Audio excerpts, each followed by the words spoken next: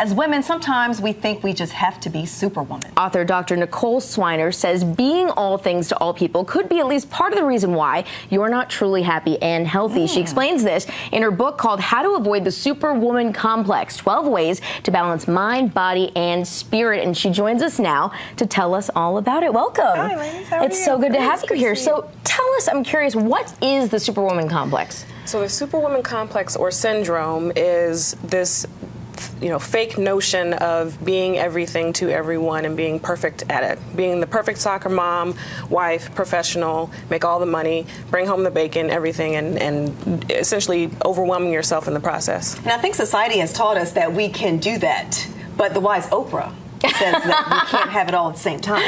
You can't. You can try, but you'll hurt for it. Okay, so tell us about the book. So the book was kind of born out of this notion of, so I'm a family doctor, so I see a variety of patients. I tend to see a large variety of particularly women, professional women, moms working, taking care of home, kids and spouses and all that. And they have a large amount of stress and depression and anxiety and medical issues that come out of it. So with that, and then working and being a wife and a mom myself, I think my dad sent a warning sign. He said, you know what, read this article that I wrote, or that I read in Newsweek, and it talked a lot about the stress of being a working mom and trying to have it all.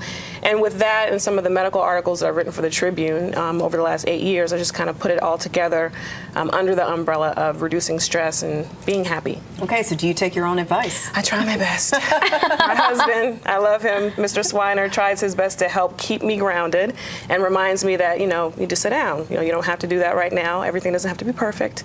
I live for massages. I try to exercise. So, yeah, I try to follow my own advice as much as I can. What do you hope that women will take away from this book? Because I'm sure there's a lot of women out there who deal with that Superwoman complex on a daily basis. Right. Just to take time to breathe. A lot of this we impose on ourselves. Like you said, society has this notion that we can do it all, but a lot of that stress we put on ourselves. Just to stop beating yourself up, don't feel guilty, get rid of the mommy guilt, and just take a break. Take a break and really prioritize what's important to you. And how have you seen your patients' lives change after hopefully giving them some of this advice and telling them to slow down?